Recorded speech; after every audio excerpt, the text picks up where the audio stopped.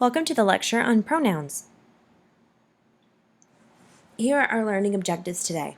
We will learn the definition of a pronoun and learn its form and meaning, label and give examples for different pronoun classes, describe what reference cohesion is and relate this to narrative structure, identify how pronoun difficulties can present to a clinician, and types of disorders that are characterized by difficulties with pronouns. So pronouns are fairly easy to identify in English, but defining them is sometimes a challenge. And it's also not always easy for children to learn to use pronouns and persist in atypical patterns for a long time. Again, here is our fact sheet format. Here you see the semantic definition, the form, and the grammatical function of pronouns. And I will go through these categories in the following slides. The passage that we will use for study today is from Robin Hood and the Men of Greenwood, which is a classic children's novel first published in 1912 and reprinted even today. This passage describes what Robin Hood's men were doing over their winter break, and you will notice that this passage is much more complex in style than the Velveteen Rabbit. We will talk about syntactic complexity near the end of the course, but you can think now about length of sentences. Take a minute this passage. We will return to it later at the end of the lecture, and I will ask you to find all of the pronouns and find different pronoun classes. The semantic function of pronouns is rather simple. Pronouns replace or refer to a noun. In the following examples, it replaces adventure, she replaces mom, he replaces Thomas, and they replaces students. Pronouns appear to add variety to a communication message or allow for efficiency in communication. This is something that the authors state in the book. They do certainly appear to do these two things. However, it's not really more efficient to say he cut the grass versus Tom cut the grass. We truly do not know the exact linguistic motivation for pronoun use in English or pronoun development in English's history, or in any other language for that matter, but we can say how pronouns work semantically and syntactically. Pronouns do require reference. So one of my jobs before teaching syntax was teaching preposition and rhetoric, and I found that many students make errors in pronoun reference in their writing. These pronoun problems sometimes persist into graduate school too. I have an example of a pronoun and a referent here. My mother is a teacher. She lives nearby. The referent for she is my mother. If we didn't have my mother before the word she, if the sentence my mother's a teacher wasn't before she lives nearby, we would be confused. We would say, who is she? Who are we talking about? Here is another example of referential problems. Elizabeth told Amanda that she had a problem. Okay, who had a problem? Maybe Elizabeth said, Amanda, I have a problem, in which case she refers to Elizabeth. Or maybe Elizabeth was mad at Amanda and said, Amanda, you have a problem. Then she is referring to Amanda. But the way that this is written is ambiguous, which means that it isn't clear what the pronoun she refers to. Academic writing has real problems with reference, and I don't just mean student writing. If you have ever read a paper or a textbook and had to ponder the message for a while, your confusion may be due to unspecified reference. Here is an example passage. Recent research suggests that teens spend more time engaging in social communication modalities, texting, posting on Facebook, than developing secure study habits that translate to success in higher education. This is alarming. Well, what does this refer to? Developing secure study habits? Spending more time engaging in social communication? The suggestion from recent research? The thing is, this could refer to any of these clauses. No, don't worry that we haven't covered clauses yet, but just suffice to say that the word this could certainly refer to any of these noun-headed clauses. You can probably pick out all the possible reference in this all by yourself, even without knowing what a clause is yet. Quite frankly, the "this is alarming" sentence is just confusing, even though it is short. In your academic life, you will run into people who insist that we should talk like we write, or vice versa. While such an argument can be compelling, it is not supported by scientific study of languages. Writing and speaking are two different modalities, and as such, they have their own, often unnoticed, rules. Written languages are inherently more conservative, not politically, but stylistically conservative. When we write, we need to pay more careful attention to our pronouns and antecedents than when we just talk. When we talk, we use other cues to understand the reference for pronouns. We use gestures and inflection to understand who is being talked about, or we might even use our previous experience. If talking to our parents, for example, we would probably know who she, if we use that word, who she would be, just based on our common history of talking to each other. But if we are reading a book or some other written text, we don't have gesture, inflection, or past experience to help us. So now I'm going to move to talking about pronouns, and I'm going to start talking about pronoun cases. There are different types of pronouns, but one of the most well-known and most common are personal pronouns. See the chart on page 29 for a full list of personal pronouns, and they have them spliced out by nominative, objective, and possessive types. So personal pronouns can be inflected. They can be inflected for nominative, objective, and possessive case. Here are some examples of nominative case. In nominative, something, the pronoun, is doing the action. I love coffee. That's referring to me, in this case, Sarah. I am myself. I am talking about I love coffee. I is is a nominative case. It is in the subject position. They were weaving a tapestry. Same thing, that's in the subject position, except that now we're not referring to the speaker isn't doing the action, but instead a group of people. Objective case, something or someone had the action done on it or on them. So in this case, the pronoun is in the object position. We might also say the predicate, and it is inflected for this position. The researchers studied them. It doesn't say the researchers studied they, it says the researchers studied them. Them is objective case. Children are always messing around with this.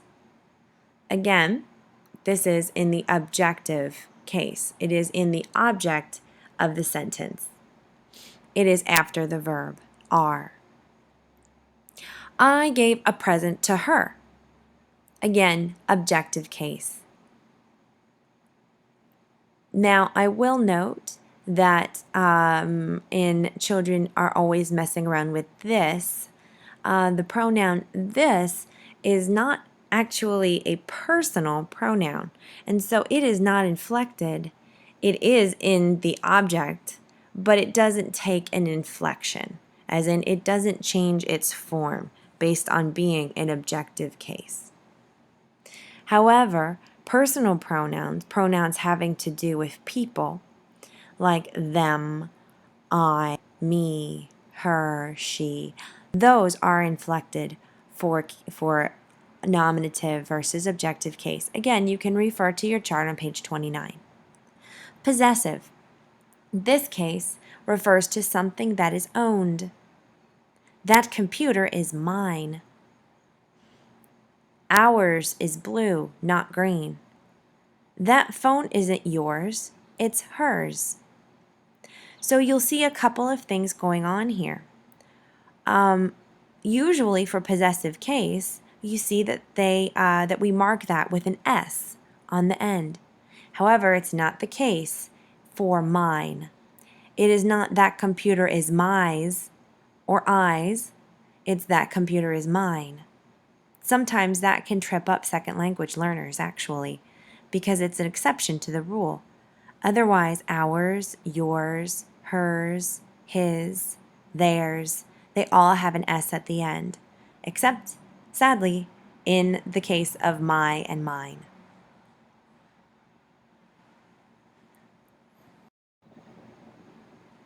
Pronouns and determiners can share a form, but not a function.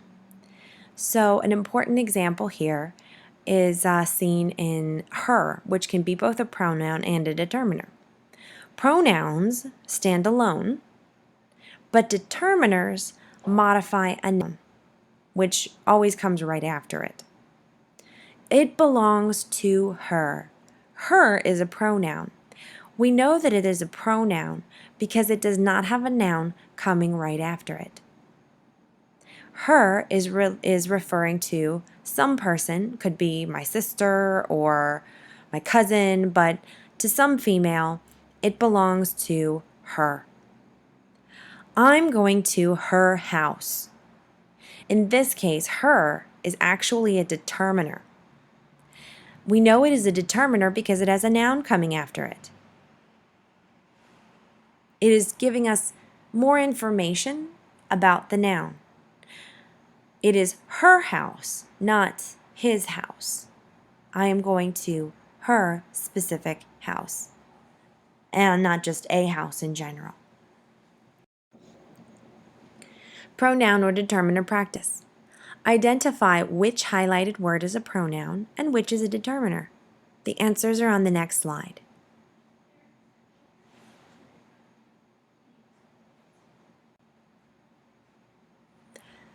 First is a determiner. Who is going to make my coffee today? My is coming before a noun and it's modifying it. It tells somebody whose coffee is it? It's my coffee. Next, give her a break. Her is a pronoun. There is no noun coming after her. My schedule is really full. Again, it is a determiner. Schedule is a noun, so it's telling you something about that schedule. Whose schedule? It's mine. I don't care if it's yours. This is a pronoun. It is specifically a possessive pronoun, but it is a pronoun. It is not a determiner. They would go if they could. This is a pronoun.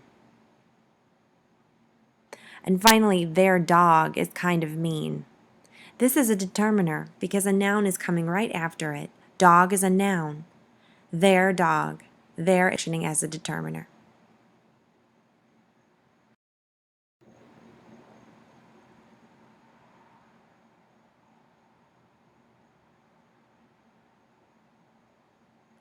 Okay, we're going to move on to forms of pronouns. We've talked about semantics and the semantic meaning of different pronouns. Now we're going to talk about their form. So we've talked a little bit about it when we talked about inflections for nominative versus objective case, but we're going to continue talking about forms. So, forms of pronouns regarding gender. Gender inflections are seen in the third person singular form of pronouns, but not in the plural forms. So, I think a lot of people hear words like third person singular and they kind of go blank. Attempt not to do that. If you need to think about it, have a little chart out with you. There are some good ones in your book, or you can just sort of be making them as you go along. And so you can turn to page 29 or just start thinking about what is the third person? What does that refer to? What is singular? What does that refer to? Just so that you can get these terms more fluidly in your head. Because really all they are is classifier words like labels on a basket. So if you can access those baskets efficiently, I think it's really going to help you in this course and in your profession. So in this case, we're talking about third person singular forms. So he or she, those are third person forms. It's not talking about me, that would be I. It's not talking about you, that would be second. It's talking about third, people farther away, he or she. Singular, he or she. Plural is they or we. So we will see gender inflections there. We're talking about a male. If we're talking about a male, we're going to say he. If we're talking about a female, we will say she. What if we find a group of guys and we want to refer to the group of guys? Well, we're going to say they. What if we find a group of girls? We want to refer to the group of girls. We're still going to say they. There are no gender inflections observed for plural third-person singulars. In addition, there are no markings for first person or for second person. Gender inflections are seen on nominative third person singular and objective third person singular. So he is my friend, I know him. We could also say they are my friends, I know them.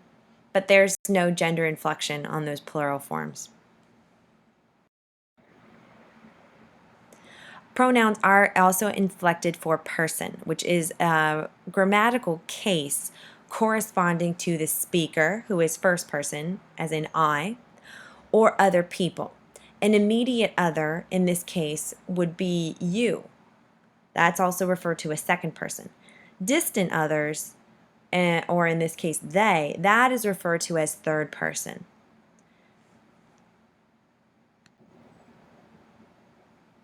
I is, again, first person, and it refers to me.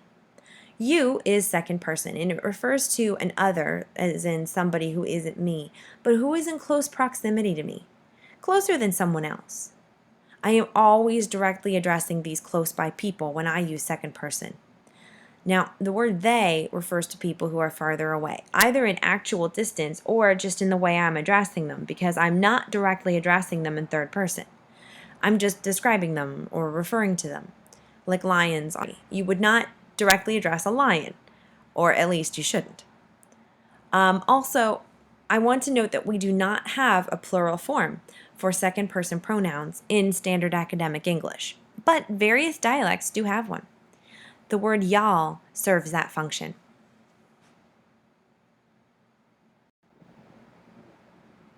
Now, pronouns can replace nouns in subject and object position, as we've been talking about.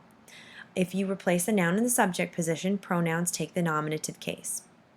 I, you, he, she, it, we, and they are all examples of nominative pronouns. If pronouns replace nouns in object position, pronouns take the object case. So, Eliza loves dogs.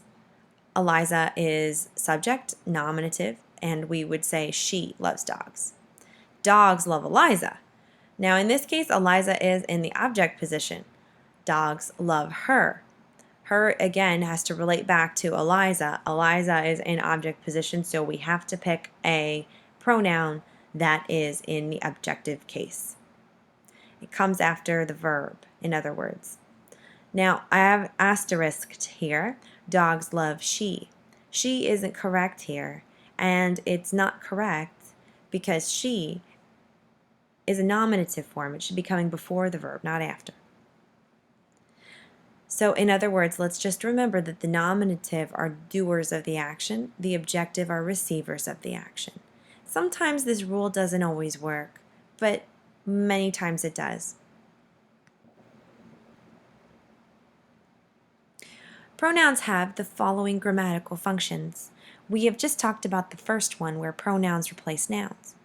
Next, we will consider how pronouns can refer to a noun but not necessarily replace it. Then we will talk about the following two functions, deixis and adjectival functions.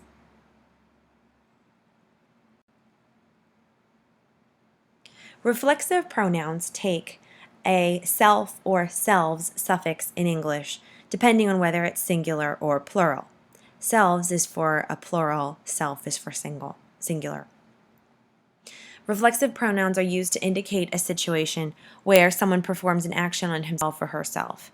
And by saying himself and herself, we are actually already using this pronoun. So, Ben got a snack for himself. Himself refers back to Ben.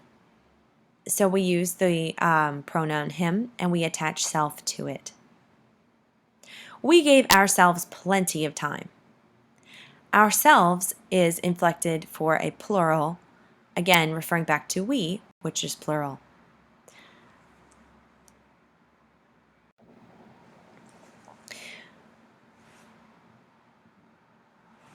Relative pronouns consist of words such as that and who.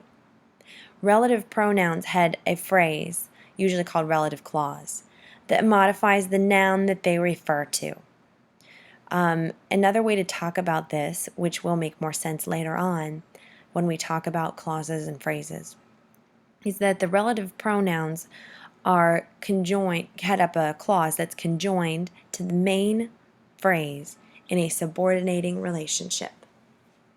So relative pronouns also, luckily, are located directly next to the noun they refer to.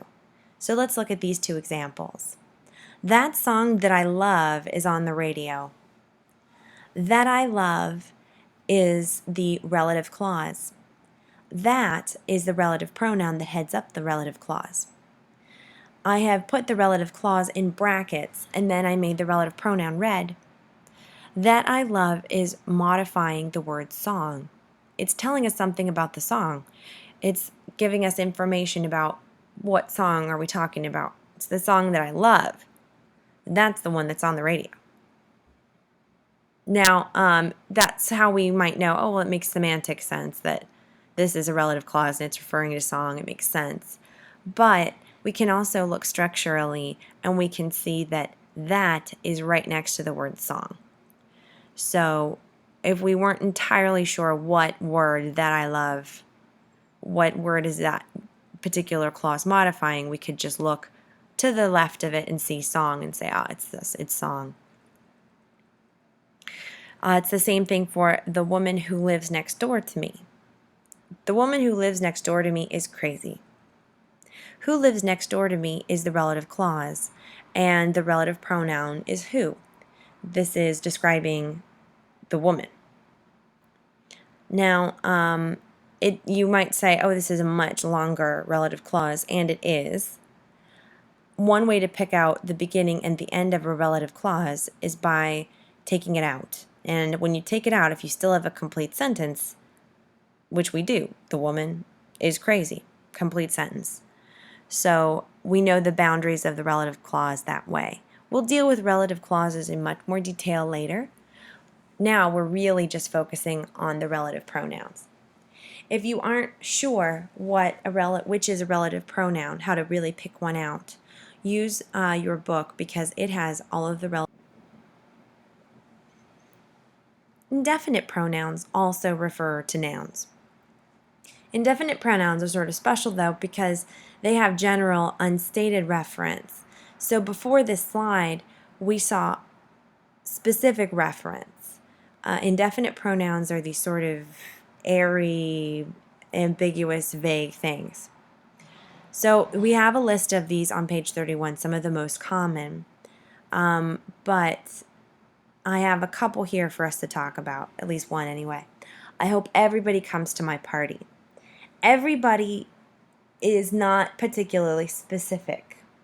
It could be. We could be very specific about it, but it isn't necessarily. Look at the difference here. I hope everybody comes to my party. Is he coming to my party? He implies that you and whoever you're talking about have a very specific person in mind. Is he coming? Maybe you want him to come, maybe you don't want him to come, but this is a specific person that you're talking about. I hope everybody comes to my party. This is more of a group. Someone you might know all their names, you also may not. You may be just expressing that you hope there's a pretty good crowd. The word everybody is just not very specific at all. So this is an indefinite pronoun, whereas he, that is not an indefinite. That's specific. The unusual case of one. So I wanted to describe a little bit about this particular indefinite pronoun. This is a thing that tends to throw people for a loop because it's very old and it's often not used today. Here's some examples. One should excuse poor behavior in this case, or one may be surprised at the political environment. So you're not going to see this very often. It's restricted to very formal occasions, and it refers to any one person. It's kind of like saying anyone. The pronoun is used more commonly in Britain, and it is, again, very formal. You will see this popping up in students' textbooks the older they get, and especially as they begin to get into classic literature, and it can be one of those that's a little confusing. It's also made its way into memes, and this is a rather popular meme. All right, so deixis is a demonstrative pronoun grammatical function. Deixis is a word that is described as pointing to something. A deictic function is a function of pointing to something. That thing that you're pointing to could be near or it could be far, could be plural or it could be singular. So in English we have a two-way distinction in nearness for demonstrative pronouns. We have this box or these boxes, those are really close. Or that box, those boxes, those are really far away. Or at least they're not right on top of me anyway.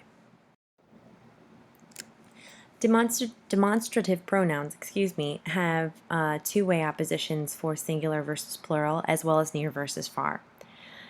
Singular forms of demonstrative pronouns are this and that. Plural forms are these and those. Near forms are this and these. Far forms are that and those. So remember, demonstrative pronouns are by themselves. They do not have a noun attached. When there's a noun attached, it's actually an adjective. So, I love those. And well, here we have a demonstrative pronoun.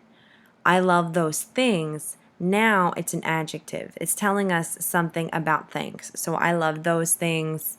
I love sweet things. It is an adjective. It's modifying a noun. So we're talking about an adjective here.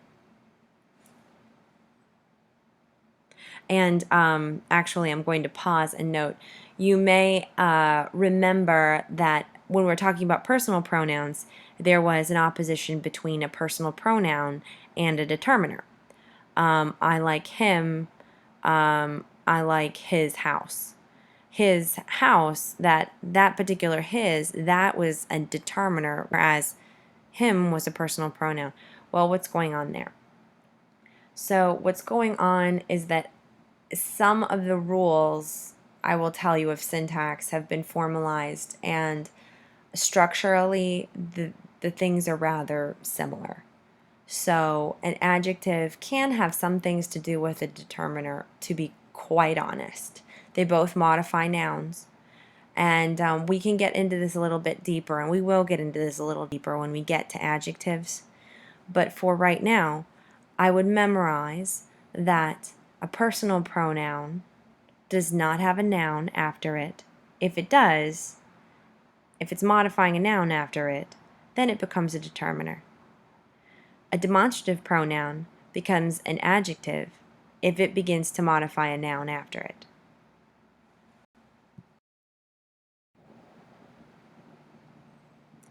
Interrogative pronouns are used to ask WH questions. Interrogative pronouns, if preceding a noun, can be adjectival instead of being interrogative pronouns. So I ask you this question: which of the following are adjectives and which are interrogative pronouns? Who likes oranges? What kind of flowers are these? Which girl knows Spanish? Where are you from? Which city are you from? Take a minute and figure out if you can find out which WH word is an interrogative pronoun and which is an adjective. Who likes oranges? Who is an interrogative pronoun. It does not have a noun after it. It's not modifying a noun. It's just standing in for a person. I could easily answer, Samantha likes oranges, or I like oranges. Who is standing in for that entity, a person. What kind of flowers are these? What, in this case, is an adjective. What is specifying something about kind. purple kind, you could say, or lovely kind. Which girl knows Spanish? Which, in this case, is an adjective. It is preceding girl, and it is asking us to define a specific one. Where are you from? Where is an interrogative pronoun in this case because where does not have does not have a noun after it. Where is also one of those particular interrogative pronouns that does not make a transition into an adjective status. Which city are you from? Which is an adjective. It's an adjective because it has the noun city coming right after it.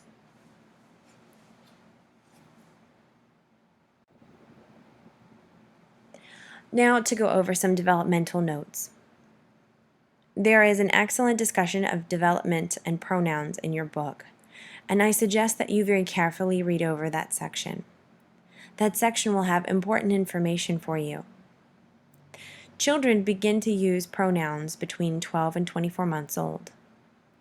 They acquire pronouns generally in order of closest proximity to the self to farthest. So pronouns that refer, those first person pronouns, are going to be acquired before second person pronouns and before third person pronouns. Now, this is not necessarily in a straight linear order. A child will not necessarily learn I first, and then you first, and then they, or excuse me, I first, you second, and they third. They just won't necessarily do that. This is a general development trend, though. Subjective case of pronouns are first, all right, so, or nominative pronouns. So in this case, we're talking about I, we, he, she, and it. Objective pronouns tend to come later. So that would be me, him, them. We expect a complete mastery of pronouns, and by complete mastery, I mean being able to recall or understand reference for pronouns, understand where the antecedents are, trace that back. All right. So complete mastery of pronouns is actually not complete or finished until adolescence. So this is something to be keeping in mind as you are working with small children and then with older children, preteens, that sometimes we are expecting complex. They're being given information, they're being given textbooks that are extremely complex and have antecedents that are buried, multiple clauses behind. So we may need to assist them in breaking those sentences down into something more manageable so they can figure out what this passage is about. What is the main idea of that passage?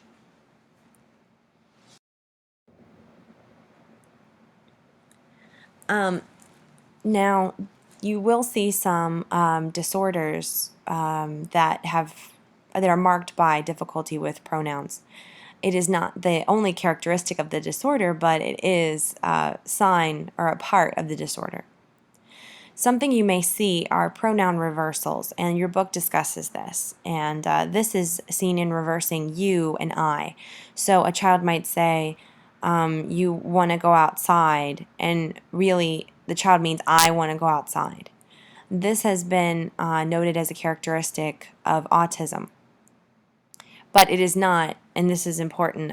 I think everybody's heard this before, but it's important that you note, we do not diagnose autism. And if we see certain language or behavioral characteristics that are consistent with autism, we still do not say, oh, this is characteristic of autism to a parent, because that's still getting a little bit towards diagnosing something that we can't do. We can refer for further testing, but we can't actually diagnose that. However, difficulty in pronoun use can be associated with autism. It can be associated with other difficulties as well. Before I get to that, I also want to note that you will see the objective for the subjective form. So you'll see me want cookie instead of I want cookie. This can persist until age 2 to 3. But the later a child gets into the third year, the more it becomes a surprising detail. So, in other words, we expect that children do not have that difficulty after the age of 3 or 4. And once that child is 3 and 4 years old, if they are still using the objective for the subjective form, then that can be indicative of a language disorder. So pronoun difficulties are generally resolved by age 2 to 3.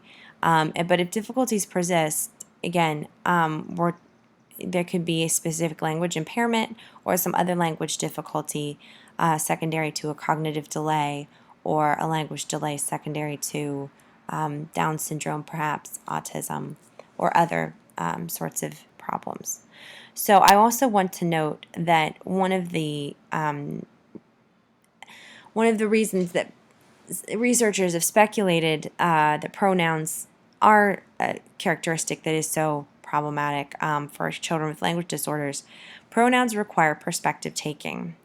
You need to be able to take the perspective of somebody else in order to share a referent.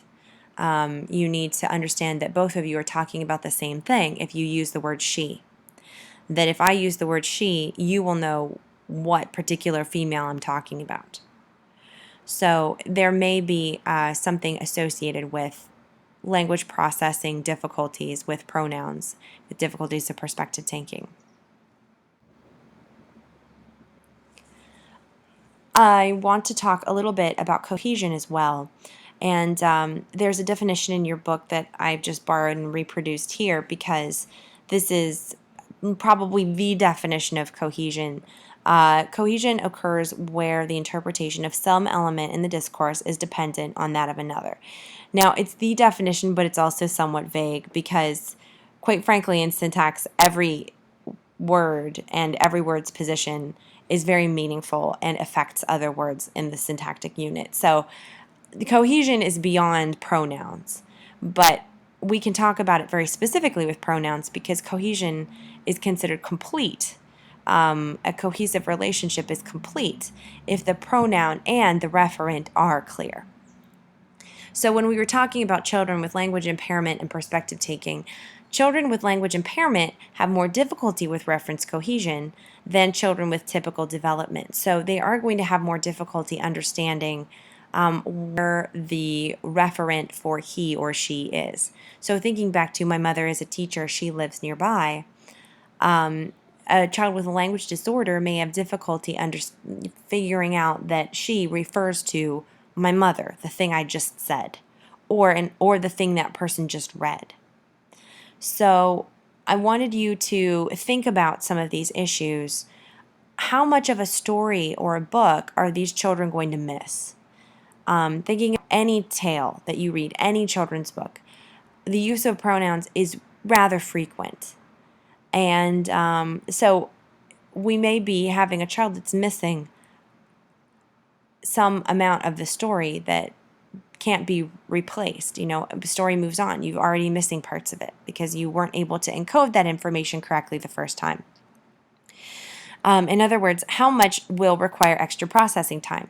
How many strategies are we going to have to teach the child to use to go back and find what he, she, they, them, what did those words refer to in the text? And also consider older children's writing skills. So with older children, we are not only expecting them to read passages and tell us a little bit about what the thing was about, we're actually asking them to write things for us. And we're asking them to recall elements and summarize them in new and creative ways, which means new and creative clause structures, to be honest. So when we increase those demands, and we often give these children more complicated syntactic structures, we start seeing some of these breakdowns in understanding.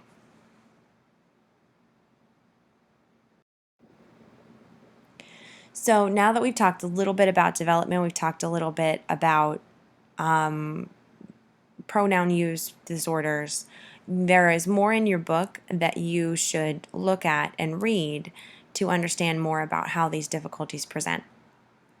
Because a lot of the developmental portion is covered in your other classes, I do not want to dwell on those topics because I know you're going to get them in another class. However, I do think that they make the syntactic discussions that we'll have a little more lively if we incorporate some of them. So now it's time for some practice. Now we're going to do a passage for study. So what I would like you to do is read over this and we'll go through sentence by sentence, or we'll go more or less independent clause by independent clause because there's some long sentences in this. So here is the first sentence. I would like you to find the pronouns in this sentence.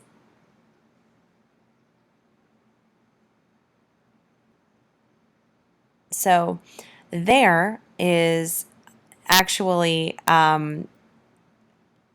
so this is one of those situations where you find a real life example and you say, "Oh, great, this is going to be really good. You're going to be able to find all the pronouns. Wonderful." Well, there is actually not really a pronoun. In this case, there is a determiner. There is talking about the band, or excuse me, there is modifying not the band, but actually quarters. All right, so there is not really a pronoun in this case.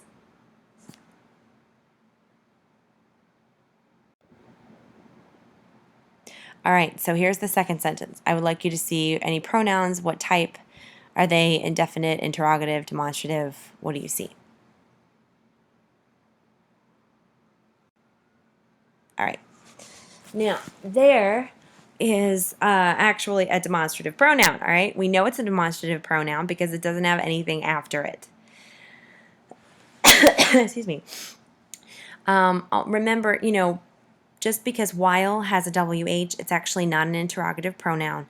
This isn't a question. So an interrogative would only be used for a question anyway. And this isn't a question. And while is also just not an interrogative pronoun anyway. Now, you'll notice that we do have the word those. It could be a demonstrative pronoun, but it's attached to days. So, therefore, it is not. It is an adjective. Previously, we had their winter quarters.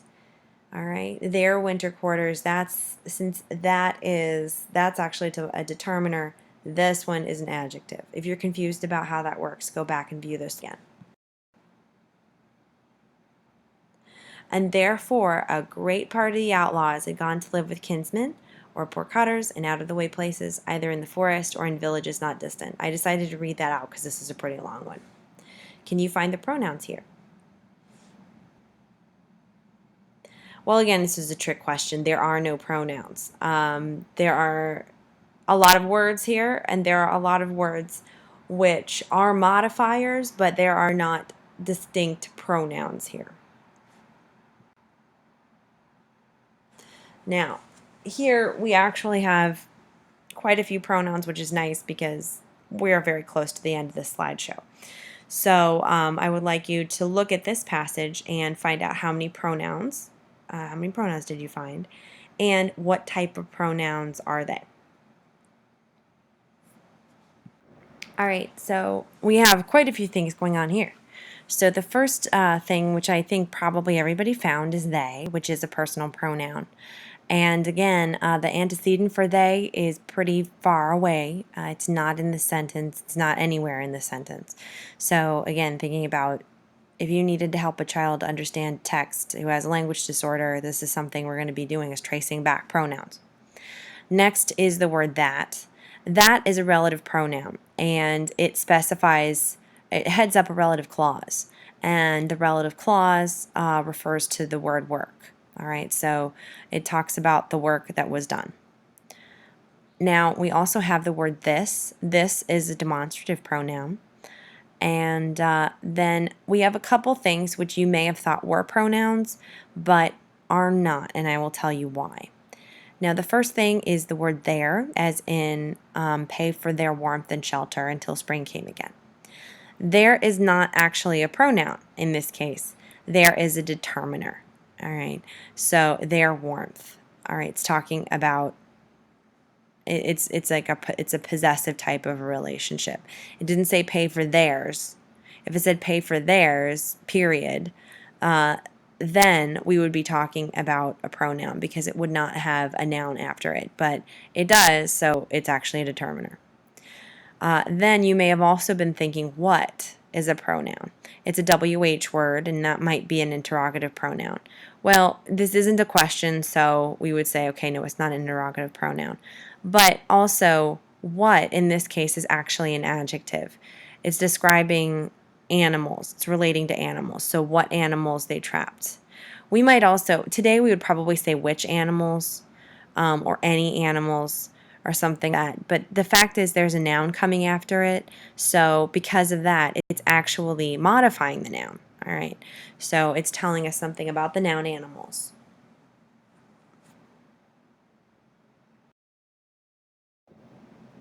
And I'm finishing up with a meme because I thought we would return to this. And I didn't even make this meme. This actually is something from the internet.